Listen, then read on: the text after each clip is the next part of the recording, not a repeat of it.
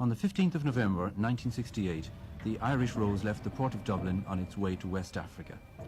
The ship carried a load of food and other supplies for the victims of the Nigeria-Biafra War, and its cargo included milk powder, salted fish, potato flake, tin meat, blankets, clothing and medical supplies, all of them donated by the people of Ireland.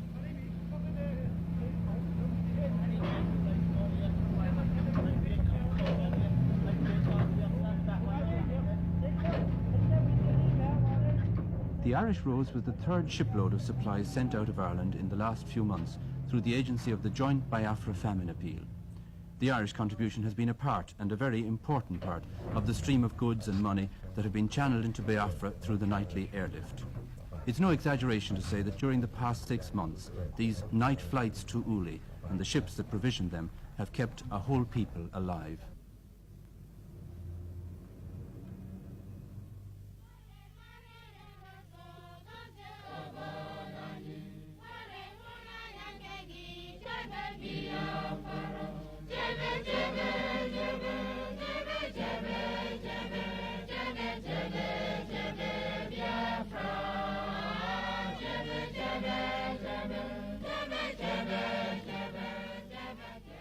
On the 30th of May 1967, the independence of the Republic of Biafra was declared. I won't say that a new country was added to the map, since few map makers thought it worth their while bothering with a country which seemed certainly doomed to early annihilation. But today, the Republic of Biafra still survives, despite the loss of 5/6 of their territory, the loss of all their big towns, despite 18 months of continuous warfare, despite the death of hundreds of thousands, perhaps millions of their fellow citizens. The people of Biafra are still independent. The roads are thronged with refugees. Hunger and poverty are everywhere. One thing alone remains undiminished: the sheer naked will to survive. Every aspect of life in Biafra today is dominated by the fact of war. At Esnahita, for instance, Mass is usually said in the open air. The church is far too small to hold the congregation, especially since everyone wants to attend the earliest Mass for fear of the bombers that come over as soon as the sun is fully risen. Today is a feast of Our Lady, and there's especially large attendance. The sermon is in praise of the Ozioma Mary girls, the members of the Sodality of Our Lady. And our own Mary girls at the moment are engaged in just that type of work. Many of them are helping in the feeding centres. More than half of the people of Biafra are Christians, and among them Catholics form by far the largest group. The foundations of the church among the Igbo people were laid by an Irishman, Bishop Shanahan, in the early years of this century. His work was continued by other Irish priests and nuns, and they built up an impressive network of churches, convents and schools extending over the whole Igbo territory. Nearly all of them belonged to Bishop Shanahan's own order, the Holy Ghost Fathers, or to the sisterhood he founded to work here, the Holy Rosary Nuns.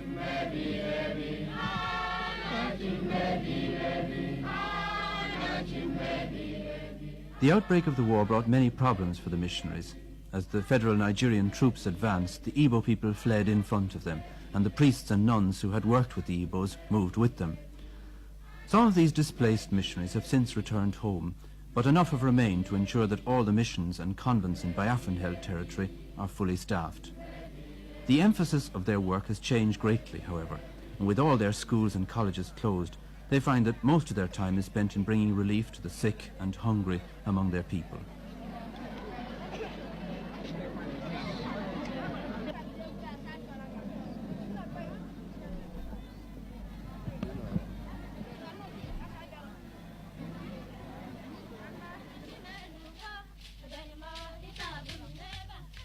In the little village of Amimo, the Ozioma Mary girls are celebrating the feast day in their own way.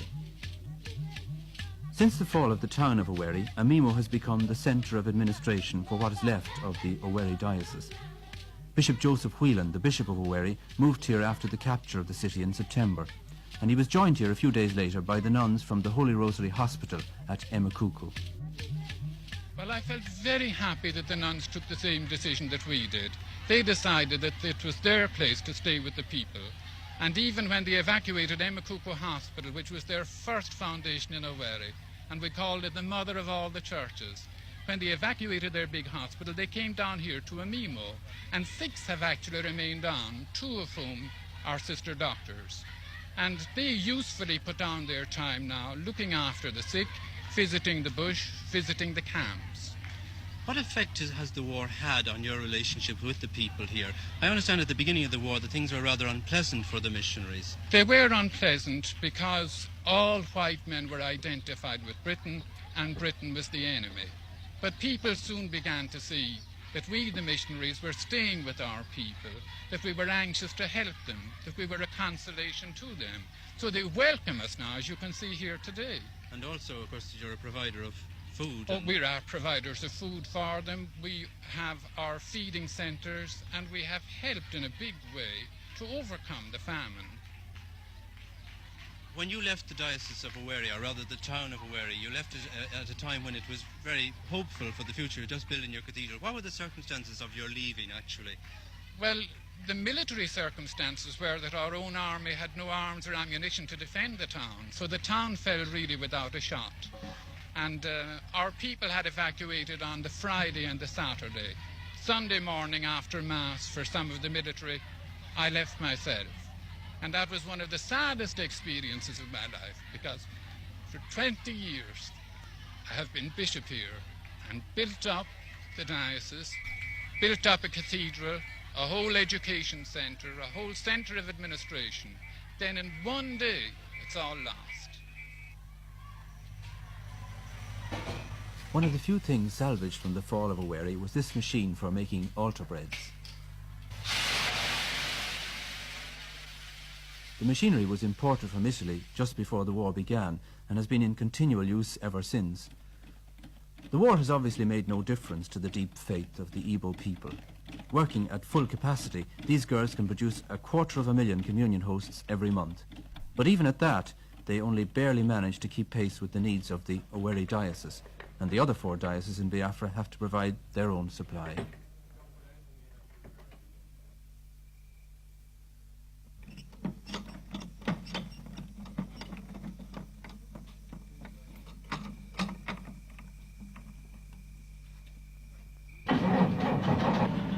The nuns from Emekuku Hospital are now living in a small house at Amimo that was once a teacher's residence. From here, the sister doctors set out each day to visit the refugee camps in the neighbourhood. In the last year, the population of Amimo has jumped from 12,000 to more than double that number, as the refugees have continued to flood into the district. The sisters, who are refugees themselves, can sympathise with their plight. Do you remember much of the journey? Was there tremendous congestion on the road? Well, for 2 days before we left Emekuku, the refugees were on the road day and night. Cars were absolutely whizzing past all night. Then most of the refugees were travelled by foot, as they say, or on bicycles. And it was usually a man wheeling the bicycle and a baby on the back, or the mother on the back with a baby in her lap and a baby on her back. And then another baby on the handlebars, and they usually had a goat or 2 attached to the back of the bicycle. And that was a steady stream all along. It was just pathetic. Even some of the mothers just couldn't take the whole of their families and lost some of the children on the way, because there was a lot of bombing these few days, you see. And they would be walking along the road, and the next thing the jet would come overhead, and everybody ran for bush, and in the scurry they often lost their children. And we got 2 of children that were just left behind like that on our way to Amimo. And you took them here and we kept took them here, as Father, and kept them for a while. We haven't got a hospital here now, we just do bush work.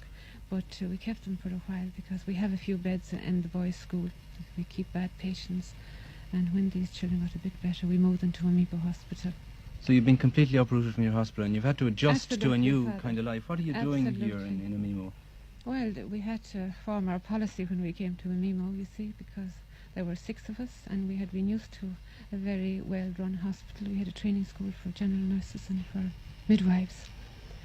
And after much consultation with parish priests and the bishop and the welfare officers belonging to government, we decided that we would go in for social work and, village visitation in a big way.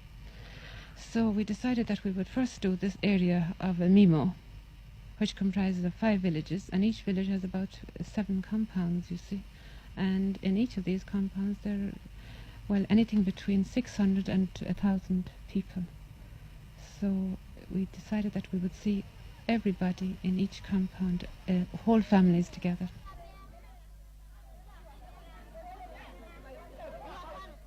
The refugee camp at Ogiri is only about 4 miles from Amimo, but this is the first time that they've had a visit from a doctor.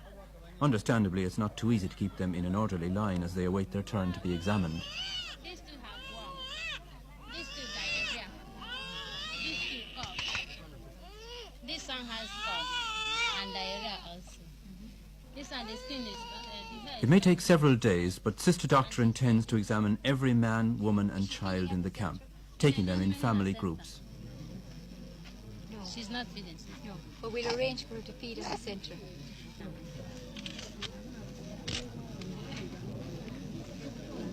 No,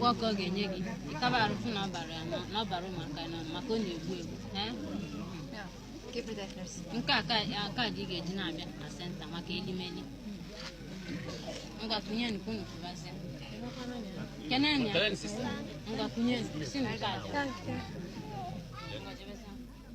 There are nearly 1,000 refugees in the camp, and there's hardly one that's not in need of medical attention. The disease of kwashiorkor, which is caused by lack of protein food, is widespread, especially among the children.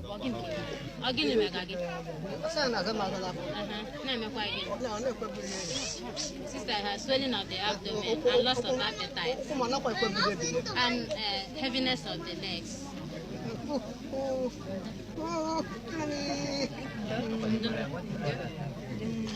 Where's his family?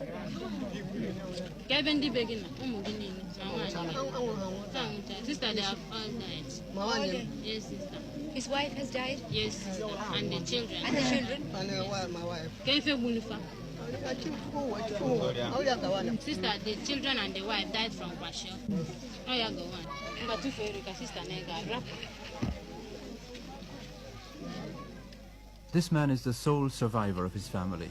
His wife and children have all died from kwashiorkor, and he himself has the distended stomach and swollen legs that are a sign of the disease.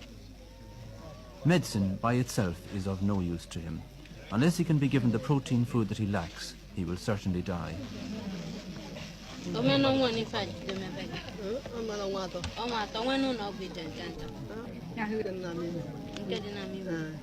So come to see us, nurse, at the centre. No, bring that down now to nurse. The refugees in this camp are from the Port Harcourt area, and somehow it adds an extra dimension of pathos to the scene when one learns that many of them are professional people, teachers, bank officials, civil servants. In Port Harcourt they had comfortable homes, cars, fridges, television sets. Here at Ogiri, even the barest essentials of food, clothing and shelter are lacking.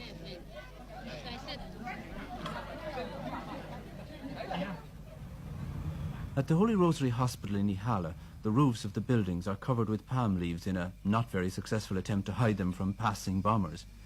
But at least the buildings are still standing and the hospital still functions. All day long the lorries roll up to the hospital entrance filled with new patients, wounded soldiers from the battlefield and civilian victims of the bombing and shelling. There are no ambulances and the wounded are laid on the bare floorboards. To save precious petrol, the lorry waits until it's full before making the journey to the hospital. The long delay and the journey over rough bush roads does nothing to improve the condition of the wounded. The doctors, who are all Biafrans, work wonders under impossible conditions. There's a shortage of food, medicine and equipment. The lights in the operating theatre fade up and down when the generator runs short of fuel, and the surgical instruments are sterilized in a pot over an open fire. Yet on one night recently, 120 operations were performed in the hospital, many of them involving amputations of limbs and other major surgery.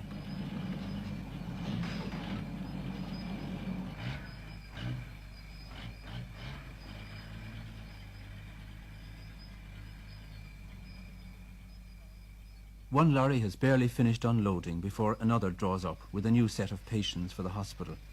a new set of problems for the matron, Sister Grania. You have a huge number of patients here. Have you enough facilities to deal? I mean, obviously in terms of wards you don't, because they're out in the verandas. No, they're on the verandas, they're under the beds, they're on the beds, they're every conceivable place. Even the premature nursery is now full of soldiers. Every place. What sort of problems does this cause from the nursing point of view? Well, it's very difficult. If you have overcrowding, it's very difficult to nurse the patients properly. I mean, for instance, doing dressings on patients under beds is very difficult. And I mean, if you have many of those, the nurses' backs are ready to break by the time they come to the end of them. And it is difficult. And They seem to be very brave fellows, the patients themselves. Or even they are. They're very, very. I mean, they seldom complain. The only ones who complain are those who are getting better. When they're really sick, they never complain. How are you managing to feed them? Well, really it's the Red Cross are responsible for that. The feeding, I must say, hasn't been all that very good. But how do you mean hasn't been all that good? well, they haven't been able to get the things. You see, the season, the food that they eat most is yam, and the yam season has only come in recently. And before that, when the yams were scarce, everything, they couldn't get anything instead of it. But now when they have yam, it is better. But they only get fed once a day, one meal a day.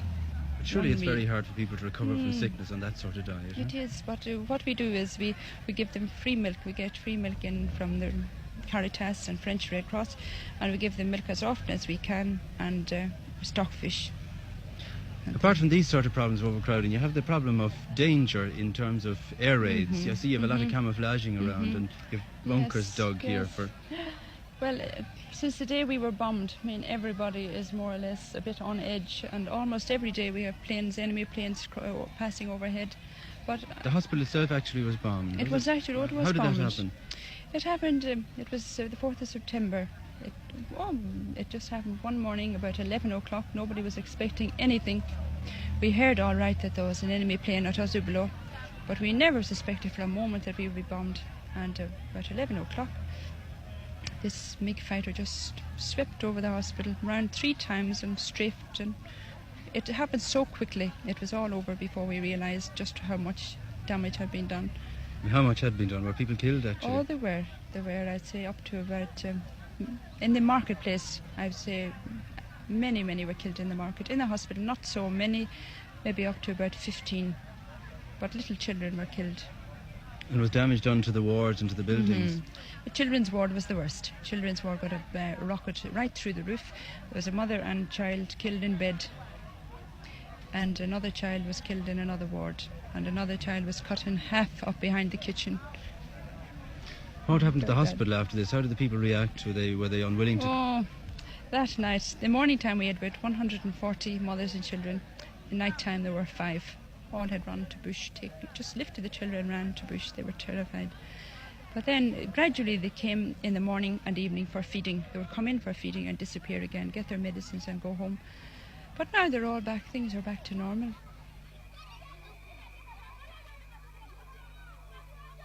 Day after day in Biafra, the unending search for food goes on. The village restaurants still display their grandiose names to the passers-by, but their prices have soared and their menus have shrunk almost to vanishing point. There's nothing to drink except palm wine, nothing to eat except some fruit and vegetables, and even to buy these you need a very well-filled purse.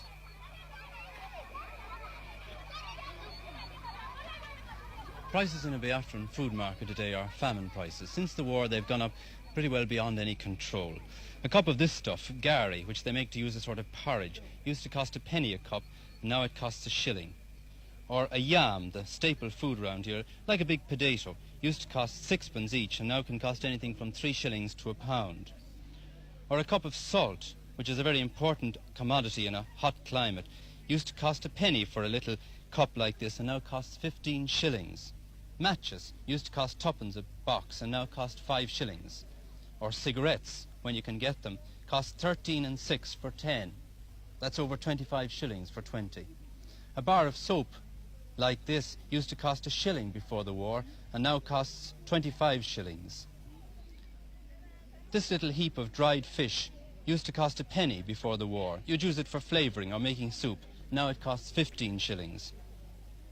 Or these lovely fellas here, a pile of snails. You could buy 30 of them for a shilling before the war, and now this lot, just 7, would cost you £1. That is, if you happen to like snails.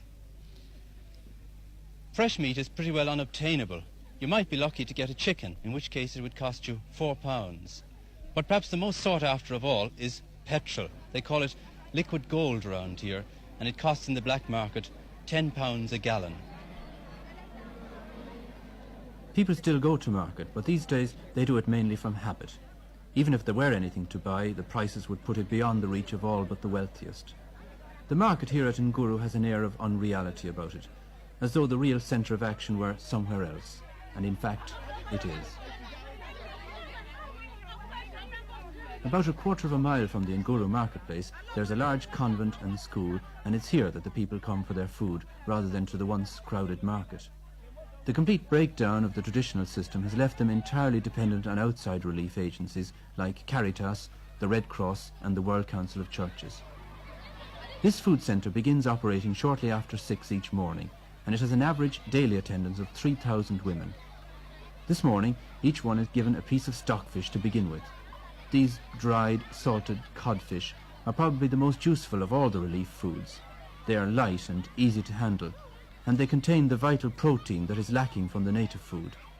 The fish is followed by soup made from vegetables bought locally.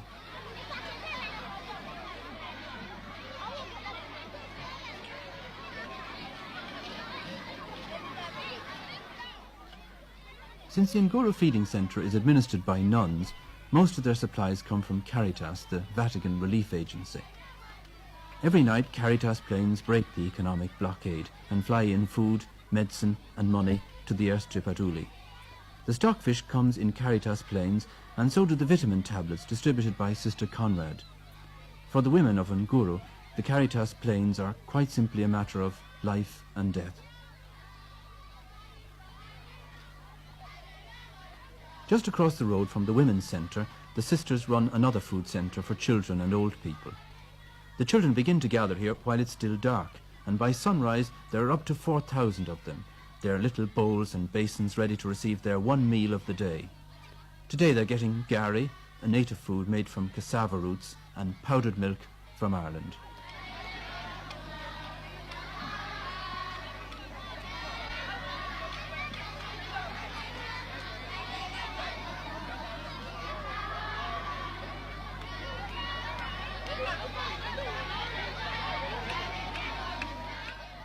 The children are supposed to form orderly lines and quietly await their turn to be served. But children are the same all over the world, and Mother Columba and her helpers are soon engulfed in a sea of bobbing brown heads. Order is not restored until it has been made quite clear to all concerned that the last scrap of gari has been scraped from the last bucket, and that there is simply no more to be had. By 9 o'clock the children are leaving the compound, and on the road outside they meet the last of the women returning from the other feeding centre.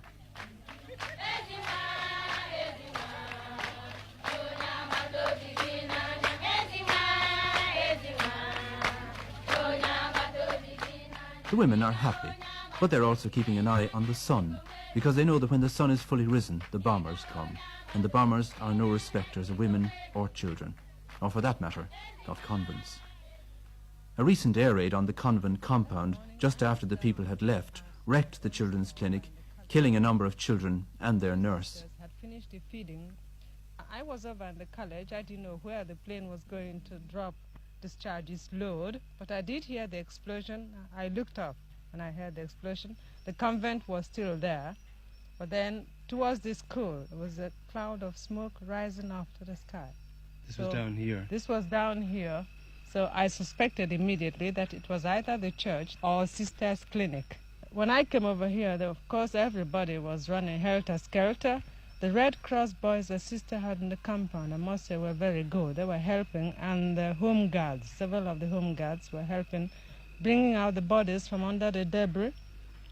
Many of them, including the staff nurse, who died later on in the day, was buried under the rubble.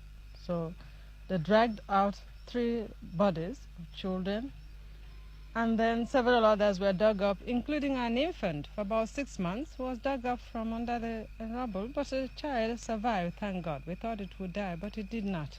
There is a great deal of hatred towards the Federal Army. They're called the Vandals. How do you as a sister feel towards them? That's a hard question to answer. As a sister, well, I should not feel any hatred towards them. If I did, well, that will be just too bad. As an individual, I have no malice whatsoever against them. I feel that somehow or other they just don't know what they are doing. There's somebody behind them. Left to themselves, they certainly wouldn't be capable of such unkindness. Do you regard this as actually as a civil war, or do you regard it as a war of one independent state against another? Well, for us, we don't call it a civil war. For Biafrans, it's a war of independence. We are fighting for our rights. We want to be independent because we feel that living with the others, certainly, we couldn't possibly live with them, together with them. We want them to stay together, stay on their own. We don't want to do them any harm. And if they leave us alone, that is all we want. 300 miles from Biafra, in the middle of the Atlantic Ocean, lies the tropical island of São Tomé. It was discovered by Portuguese explorers 500 years ago, and it's remained Portuguese ever since. Nothing much else has ever happened here, and the pace of life was distinctly leisurely up to March 1968, the month when Caritas decided to make São Tomé Airport the base for its relief flights into Biafra. Warehouses were rented, planes were flown in, and pilots were recruited who were willing to make the dangerous nighttime flight over hostile territory to the airstrip at Uli in Biafra. The airport in Biafra is pretty primitive. What are the problems for a pilot landing there? Well, let's say the blackness for one thing, your lack of any reference for depth perception for getting in. The runway is so narrow that it looks longer than it really is. However, it was plenty long. It's, I think, over 7,800 feet long, but being as narrow as it is a, let's say, a psychological problem. But in fact, they don't switch on the landing lights. When do they switch them on? When we were coming in, they hardly seemed to be on at all. Well, they're not. They turn them off for every... as soon as the plane lands, the lights are turned off, and they're not turned on again until the next plane reports that he is on final. And if they don't turn them on, you don't find the runway. Have you been experienced any of the bombing on the runways while you were down?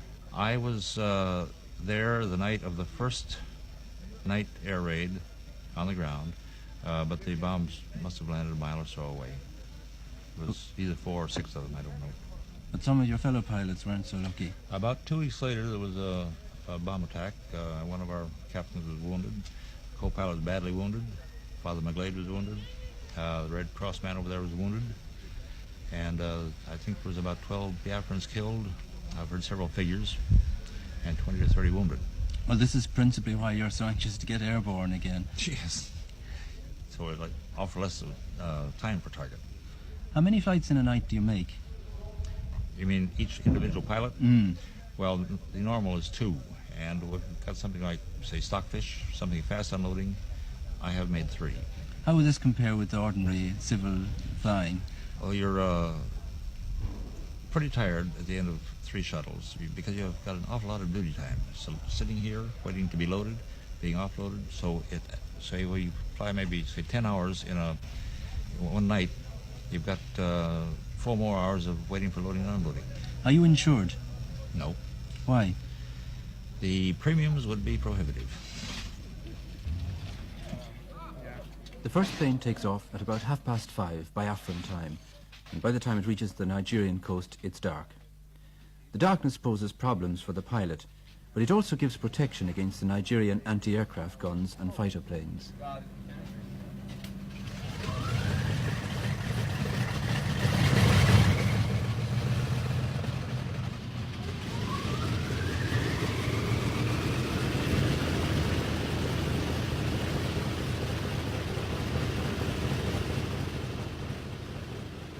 The Nigerian government has consistently tried to stop the relief airlift and has accused Caritas of flying in guns and ammunition. No evidence has ever been produced for these accusations, and Caritas officials firmly deny that their planes carry anything except relief supplies to Biafra.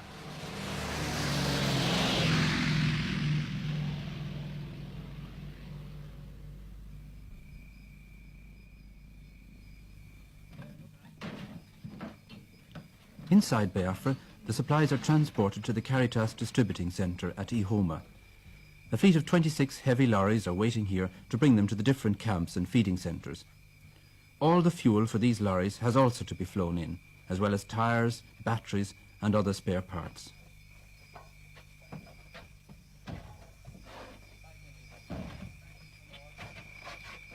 The distribution system is very efficient, mainly because in the missionaries it has a network of local agents who cover the whole country, who are familiar with the people and the conditions they live in, and who are able to direct the relief supplies with the minimum of delay to the places where they're most badly needed.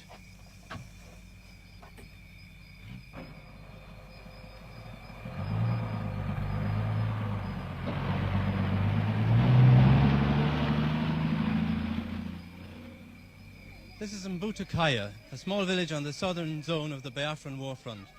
Mbutukaya has changed hands several times in the past few months. It's part of Biafra now, but the Federal Army is only about 3 miles away down that road, and there was continuous firing, shelling and machine gun fire last night for 4 hours, so its future is very much in the balance.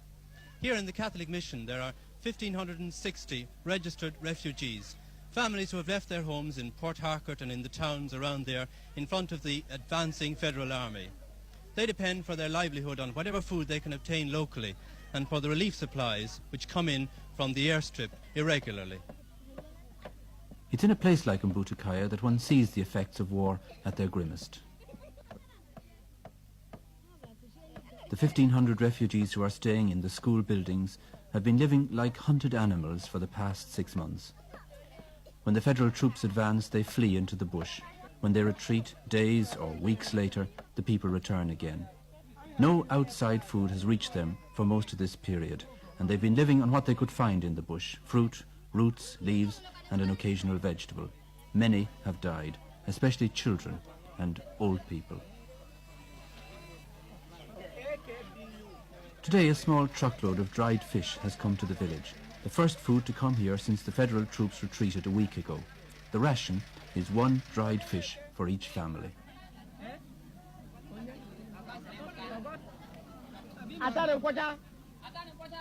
Father Mick Wallace is the priest in charge at Mbutukaya. When he came back to his house this time, he found it stripped completely bare. Even the water tank, pierced by bullets, was empty.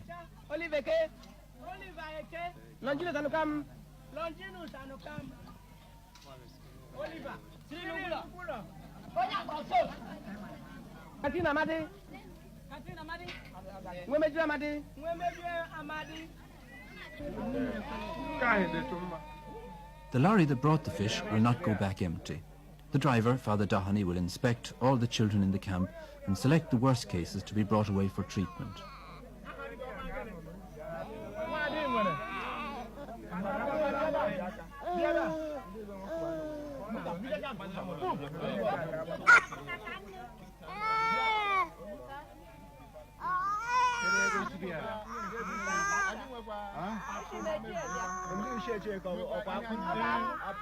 Father Doheny makes his selection. The names are written down, and the parents, if they can be found, are asked for their consent. The children will be loaded into the back of the truck and bounced along 20 miles of jungle tracks to the Kwashiorkor clinic. There won't be room for all of them at the clinic, and some will be sent abroad to Caritas camps in San Tome or Gabon or Ivory Coast. But first, each child's name is written on a piece of plaster and stuck on his forehead to avoid later confusion. One of the mothers is to go with the children and to sign the necessary forms on behalf of all the parents. Do you agree to that? We have agreed. All of them. In the Nine. You have 3 children of your own, but I want you to look after also these other children. You must know their names and know their mothers.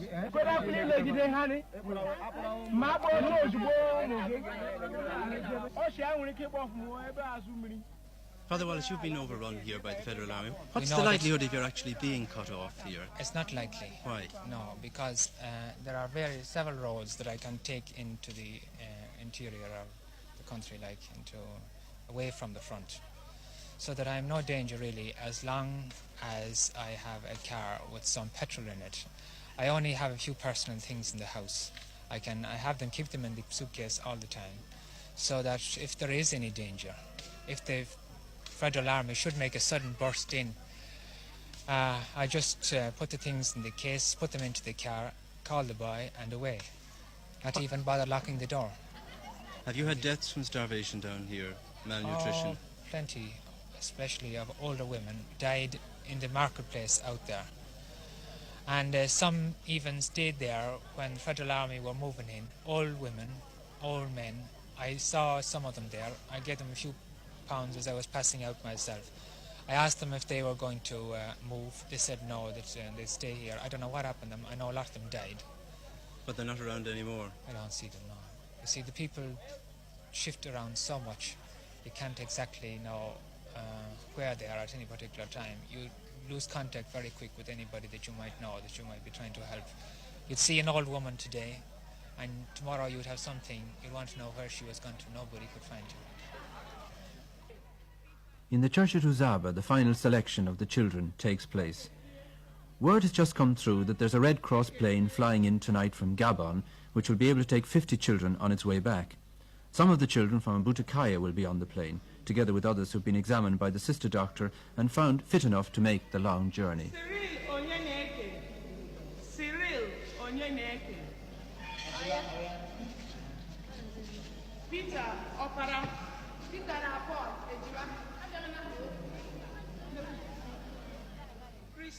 For each child going abroad, a long form has to be filled out in quadruplicate and signed by the parents or the parents' representative. If they can't write, their right thumbprint takes the place of a signature. What is her name? Bibiana Akota.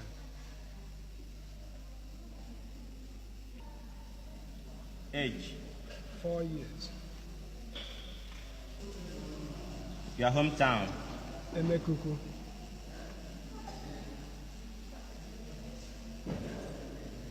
Village?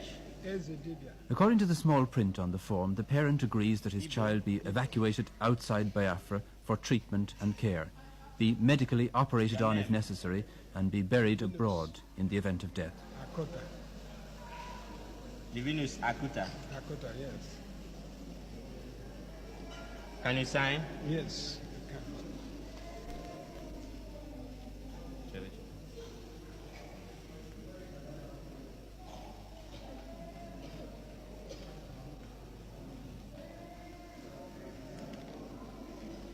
Thank you. When the formalities have been completed, the children are taken inside the altar rails and put sitting on the steps of the altar, an action which is not without a certain symbolic significance. Separated from their fathers and mothers, Bibiana and her companions are now the responsibility of Caritas. 84. Fine, good. Before they leave for the airstrip, each child is given a numbered medal for purposes of identification. Almost 3,000 children have so far been taken out of the country by Caritas, and it's necessary to keep accurate records of every one. For the purposes of the journey, Bibiana Akuta has become number 66. The chain is firmly fastened, and she'll not be able to remove it until she reaches her destination.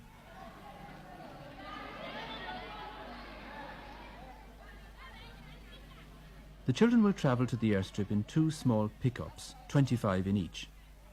Many of them have legs so badly swollen that they have to be lifted into the van. But these children are the lucky ones. For them, the future holds some hope. For those who stay behind, hope is something that grows dimmer every day. In a few more weeks, the local yams and cassavas will all have been eaten, and the next harvest will be 6 months away. The supplies brought in by the relief planes will no longer be a supplement to the native food. They will be all the food there is. When that day comes, it will bring starvation more widespread and terrible than anything that has gone before.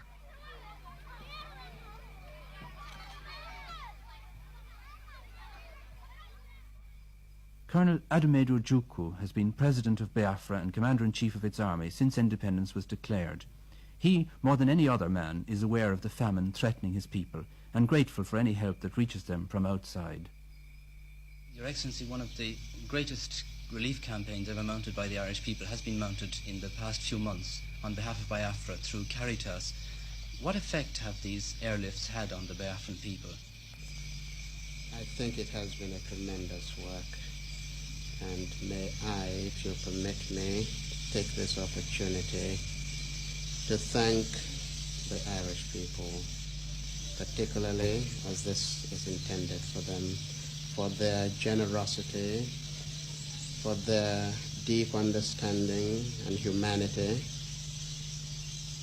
for their practical help in a time of such great travail. It is gestures and help of this kind that builds lasting friendship. We are very grateful today, tomorrow, and forever our people will be grateful. Irish missionaries were recently accused by members of the federal government of gun running and more recently of organising mercenaries. Would you like to comment on these charges? Quite idiotic. Absolutely. I don't know whether in fact anybody takes such an accusation seriously.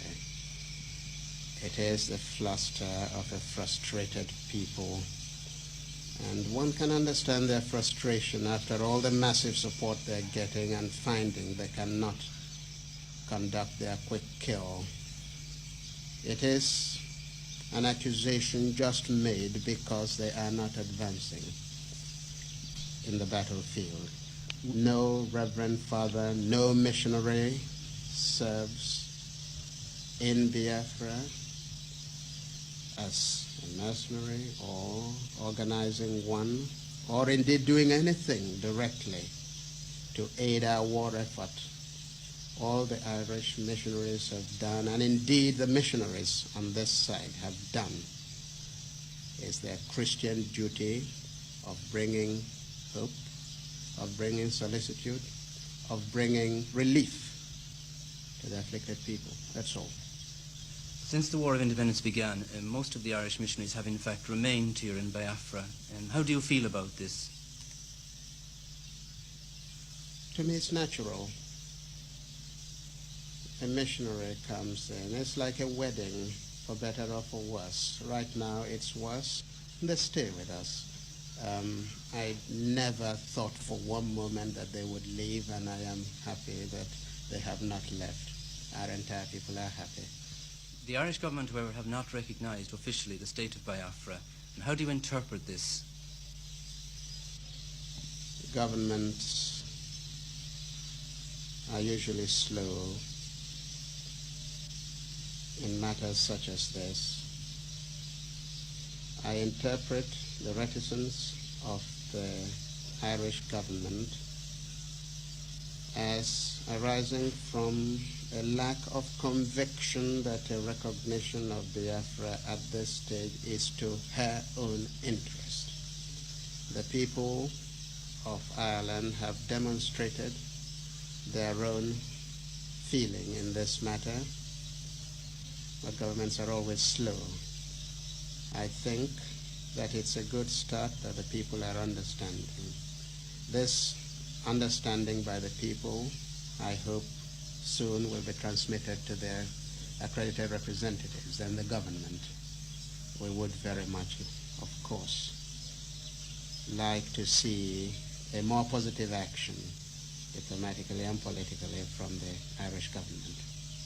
Your Excellency, it's now over 18 months since this war began. Do you have any regrets now about the secession of Biafra? Give me 1,000 opportunities again, I will do precisely what I have done. You have only to look at my people, go out to the streets and look at them and see exactly what they feel about the situation.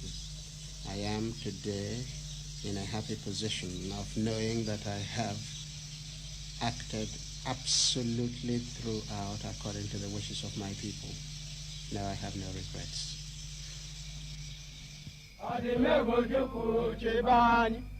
There can be no doubt that the people of Biafra are behind their leader. Soldiers sing the name of Ejiogu as they march along. They may not be winning the war against Nigeria, but at least they're no longer losing it. The war against hunger, however, is going less well. Among the craftsmen of Biafra, only the coffin makers are prospering. Business has been brisk indeed over the past 6 months, and it will become brisker still as the local food supplies are exhausted and the impossibility of feeding a whole people by a nightly airlift becomes apparent. Oh, impossible. After all, we are roughly 10 million in an area the size of Munster. And you couldn't possibly, as Caritas Internationalis have clearly said, we can't feed 10 million people. We can help you. Well, this means certain famine. Oh, this means starvation, utter and complete starvation. Even Oxfam, even representatives from England have said within the past week that they estimate that 2 million people would die at the end of 2 months. And that's not over-exaggerated. As a matter of fact, I insist again, and I've written it several times, you couldn't over-exaggerate the hunger problem. You couldn't. Well, can you see no solution then to this at all? The only solution is the one that we have proposed all the time, and that is a ceasefire. After all, there are ports at Port Harcourt, there are ports in Calabar. If shiploads could be brought in, then you could feed the people, but you will never feed them by a nightly airlift. On the island of San Tome, the warehouses are busy from morning to night. The airlift pioneered by Caritas has attracted help from many quarters. The World Council of Churches now bears the cost of every second night, and the two organisations work in close cooperation using the same pilots and planes. Supplies come from many sources, with the Catholic Relief Services of America taking the place of honour. Ireland's joint Biafra famine appeal, England's Oxfam, Germany's Miserior are other organisations that have contributed generously. The International Red Cross have mounted a similar airlift from the island of Fernando Po. Biafra's desperate struggle against starvation seems to have touched the hearts and consciences of the whole world.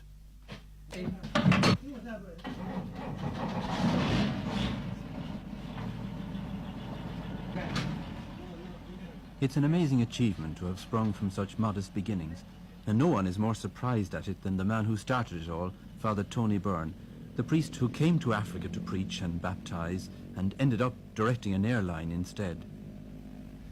Father Tony Byrne, last March you organised the airlifting of 60 tonnes of food from Lisbon to Sao Tome, and this seems to be the beginning of the airlifting of food. Yes, actually this was the beginning. I came here last March to start the operation.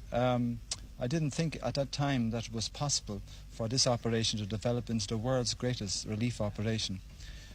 We had 60 tonnes come down here by boat, and later on we transported to Biafra. We thought then this was a wonderful achievement. Looking back on it now, since last March we have airlifted 850 tonnes of, 850 airlifts with about 10.5 tonnes on each plane. This business of the church actually buying planes, if you could charter planes, then why did you actually buy them?